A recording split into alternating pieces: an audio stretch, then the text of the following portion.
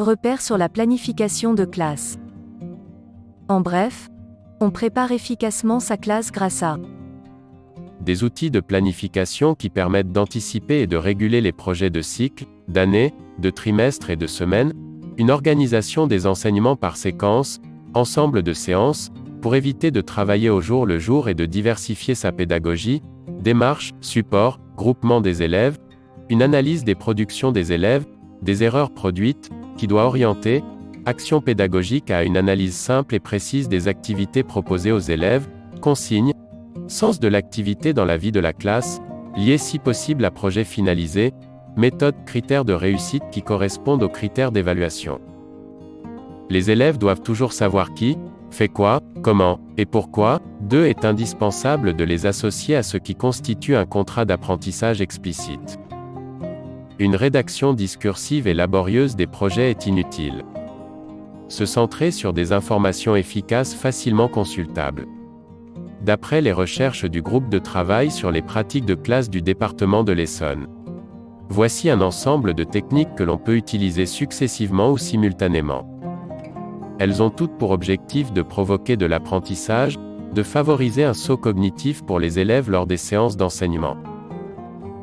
Des outils diversifiés à utiliser comme point de départ, relance, recentrage, apport d'informations, structuration. Il peut s'agir d'un test, une énigme, un problème sans question.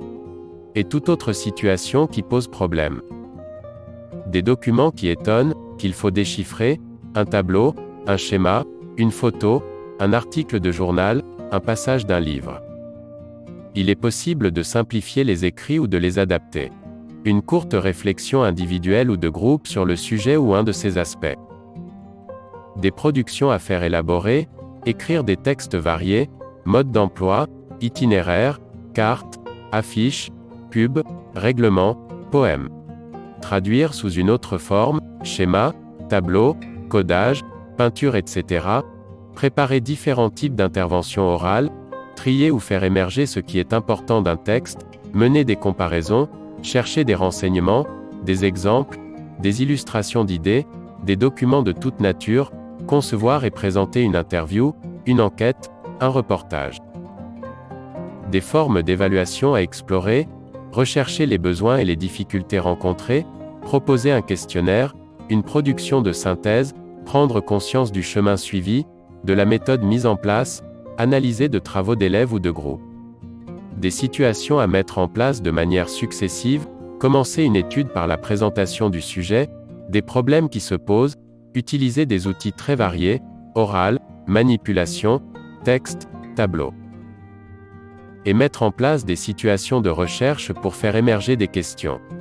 L'enseignant peut fournir des renseignements au fur et à mesure, cela permettant à chacun d'avancer dans son propre cheminement, faire critiquer et accepter comme idée formatrice la remise en cause de ce qui est écrit dans les livrets, élaborer un concept, une idée générale par étape, construire un texte à partir d'un plan, construire en petits groupes ou en groupe classe, une règle en partant de faits ponctuels et en émettant des hypothèses, puis les vérifier, élaborer des synthèses par petits groupes ou avec le groupe classe.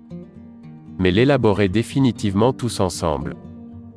D'une manière simultanée, devant un travail à réaliser, fournir en même temps une série de documents pour permettre à chacun de faire fonctionner son cheminement, texte à enchaînement logique, documents iconographiques, documents amenant une idée générale du sujet. Chacun choisit d'utiliser les documents qu'il veut et dans l'ordre qui lui convient, analyser un texte assez long en le morcelant, adapter les différents passages aux différents groupes, aboutir à une synthèse collective, face à un problème, se poser des questions et y répondre en partageant les tâches entre les groupes selon leurs compétences, leurs intérêts, proposer des exercices adaptés à différents niveaux de difficulté, organiser un système de contrats personnalisés ou de plans d'apprentissage individuels ou de groupe, faire émerger les représentations des élèves à un moment donné, réaliser un mixage de toutes ces propositions. D'après, aider les élèves à apprendre, Gérard de Vecchi, Hachette Education. Questions à se poser pour bien préparer sa classe. Démarche pédagogique. Quelle que soit l'activité proposée, il y a des constantes dans les situations et les processus d'apprentissage. Objectif. Quel est mon objectif ? Qu'est-ce que je veux faire acquérir de compréhensible et d'essentiel ? Matériel, quels outils, quels supports, compétences préalables ou prérequis. Quelles sont les acquisitions à vérifier? Déroulé didactique.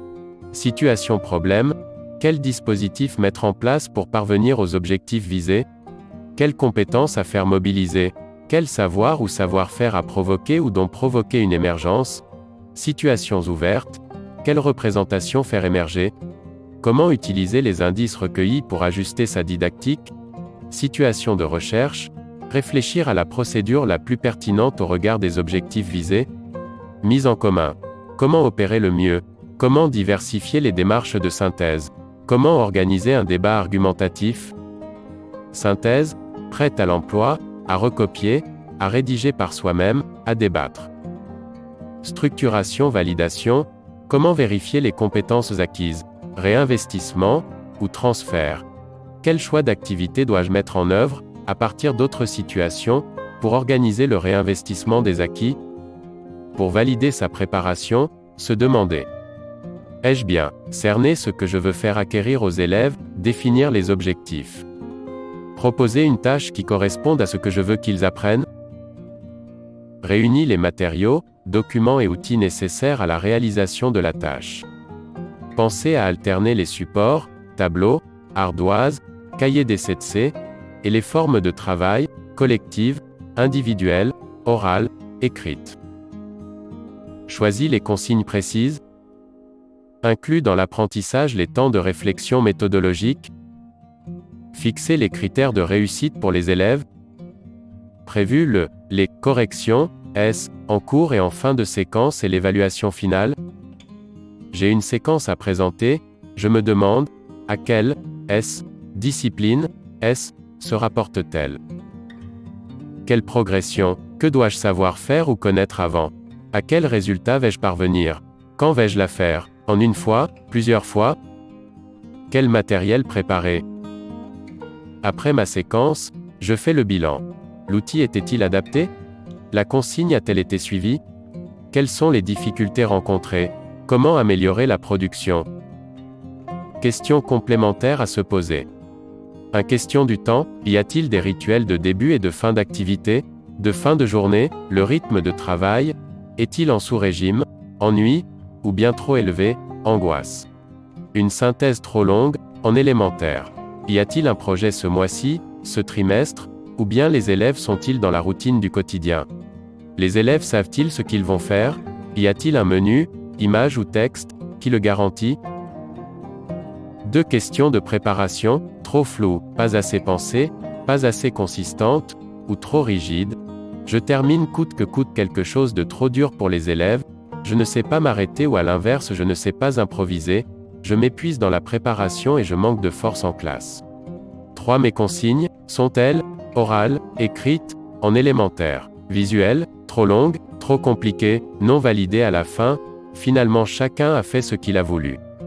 4 L'organisation concrète, le nombre de feuilles, le matériel, le placement des élèves, par 2, par 4, seuls. Tout cela est-il prévu? Les enfants peuvent-ils s'isoler, et coopérer? Équilibre important. Je ne peux pas être disponible pour 20 ou 28. Qu'est-ce que je prévois pour me démultiplier? Ou l'ATSEM, l'assistant d'éducation, ou des activités, des jeux, si l'élève a terminé, sudoku, jeu calme, etc. Ou des coins, lecture. 5 Mon attitude vis-à-vis des élèves, 2 cas de figure classiques, je ne sais pas leur dire « non ». Il va bien falloir qu'ils apprennent. Mes consignes sont vite détournées et je l'accepte. On va voir qui c'est le chef. Je me laisse faire peu à peu. Je suis trop laxiste. Je suis trop dans le rapport de force, les élèves prennent cela pour de la faiblesse. Les élèves perçoivent cela comme du mépris. 6 Le local. Est-il chaleureux, accueillant? Affichage des travaux d'enfants, en maternelle, mais aussi en élémentaire, collège. En quoi peut-il aider à fixer la mémoire? Appartient-il à tous? Pouvons-nous en être fiers? Le local, les coins jeux en maternelle, évolue-t-il en cours d'année? Mauvaise disposition des tables, déplacement difficile. 7 Ma personne, ma voix, mal placée, trop présente, et donc, énervante pour les élèves? Suis-je juste? Ai-je un chouchou, une tête de turc? Suis-je cohérent dans mes attitudes vis-à-vis des élèves, avec des interdits clairs et annoncés? Mes colères sont-elles justifiées, courtes, expliquées? Pratique-t-on les punitions collectives, idéales pour souder un groupe contre un adulte?